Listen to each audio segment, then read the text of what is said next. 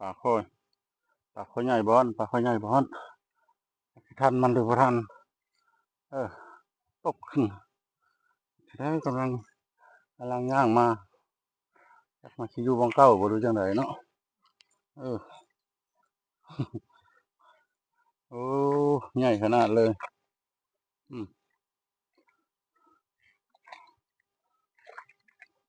อึบ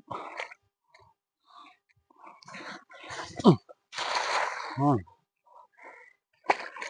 อืมเอ๊ะเป็นแล้วเป็นแล้วเป็นแล้วเป็นแล้วเป็นแล้วอืมอืม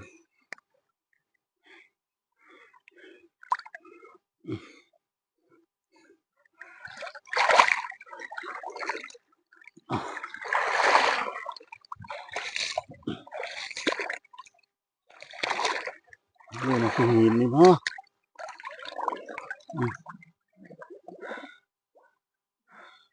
โอ้ปลาข้อเฮ้ยบอนนั่นนะบักตบ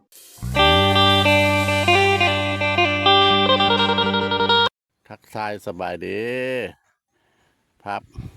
บรรยากาศยามเช้าๆเนาะของวันที่ประมาณพะเลาะกับลงมือลงยามละเอา24หรือ25นั่นน่ะเนาะแต่เช้าปัจจุบันนี่ก็อยู่ราว8 โมงปลายเนาะได้มาที่เก้าเวลาเดิมเพราะว่าชีวิตวิธีของประมาณพะเลาะแล้วมันผูกพันกับธรรมชาติเนาะบาได้มือ1 2 มือบ่มาก็คือว่าบ่คักเนาะนานค่ำนานมืดฉะนั้นจึงได้มาหากินข้าวป่าหาป่าตามธรรมชาติเนาะห้วยห้องกองบึงมาเมื่อนี้เราจุดประสงค์ว่าอยู่ที่หนองกลางนี่แหละเนี่ยหนองกลางนี่แต่มันเชื่อมต่อกับถ้ำป่าเสื่อมเนาะถ้ำป่าเสื่อมถ้ำป่าไหลออกมาแต่พุ่นละทางประปันปลออยู่ทางใต้ใต้หนองป่าเสื่อมกับปกไก่ไปได้เนาะลัดไปนี่ก็ได้เนาะสมาปูหาปลากินข้าวปลาตามเคยเอาเป็นอย่างไรติดตามของประบานพะเลาะไปเลยเนาะกับลังสีไทยเครื่องลงหาปูหาปลาอุปกรณ์ก็คือเก้ามีแห่กระมองตามเคยตามธรรมชาติ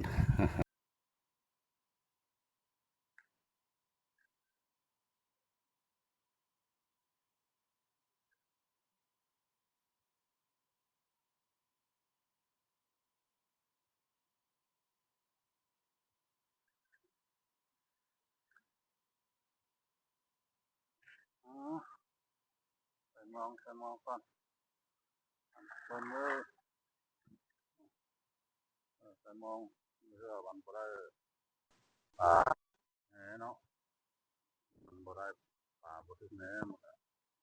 เอาอาศัยว่าปลามองน้ำเนาะหลายแนวหาช่วยกันก็ได้เมื่อปีเมื่อพ้นกินคือตายห่วยตายหูเลยละกาปากหมอเมื่อนี้เดินมาเนาะมาค่ำเนาะมาเอาเนื้อรสชาติแล้วเออได้ซ้ำนี้ละป่าก็ได้อาคารเรือนะนั่นรูปยังเลือกบ่แล้วอันนี้ได้กระซามน้อยนึงเนาะคันแม่นอยู่น้ำหนักก็อยู่ราวประมาณมองสนะ2 โลเนาะ2 โลปลายแต่ตัวยังบ่ทันแล้วฮะก็อีกประมาณโลปลายรวมทั้งหมดมื้อนี้สิอยู่ราวทั้งตัวน้อยตัวใหญ่แต่สิอยู่ราว3 โลทั้งหมดทั้งมวงไปมื้อนี้ฮะเนาะนี่นะถั่วแกงมาเห็นละเขานะฮะดักเขาลุ่นเลยย่างหมดทุก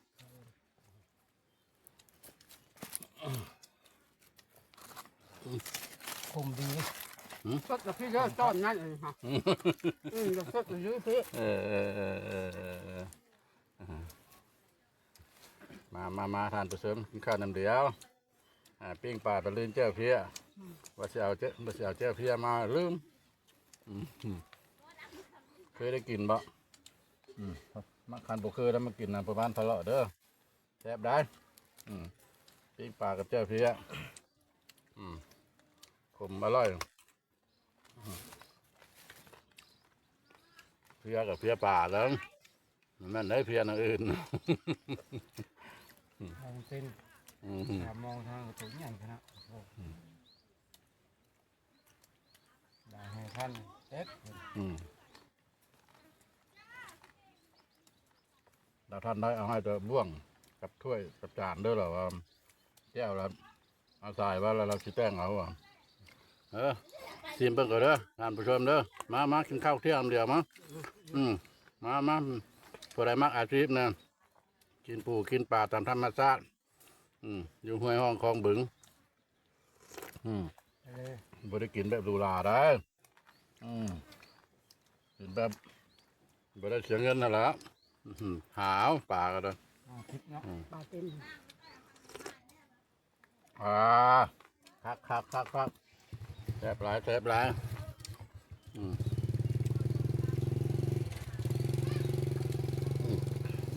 งอกเลยกลางมาก็ได้เอาเยอะเอาเขือพร้อมบาง ปลาที่เพื่อยเลยปลาที่เพื่อยผมทำเท่าเงินปลาคือรามน้อยเนาะเพิ่งมีปลาคือรามน้อยปลาไทย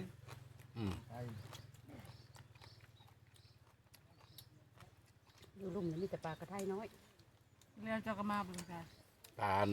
เลี้ยวจะกระมา ปลาบันจะว่าปลาขี้ไผ่ปลาขี้เพื่อยนั่นแหละมันมักอยู่ในขี้มุกนะมันอยู่ในสลามมันบริยุเลิก ลุ่มในเกมพังนะ คันมักหินแหละมีแต่ปลาเนี่ยนะมักหินนะปลากระเดิดลายฮะคันขี้มุกแล้วละลายตัวได้ประเชื่อมเลยนะเพราะอยู่ได้10 ป่าอยู่ด้านบ้านเฮาเอาขี้มุกนะแล้วก็ได้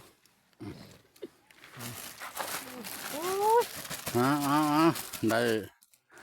โมงได้เวลาแล้ว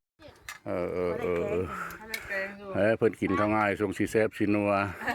1 2 3 4 5 6ทั้งลูกทั้งหลานไปเฉยๆผู้นึงเด้อผู้จะเป็นสาวแล้วฮะผู้ไปเพียงไปหาเพียงนะสอนเด้อสอนสุมสนเลยเนาะมันเข้าเพิ่นก็เลยเรื่องอุตุเติมเดียวเพิ่นเกี่ยวเข้าเด้อเกี่ยวเข้านาแซง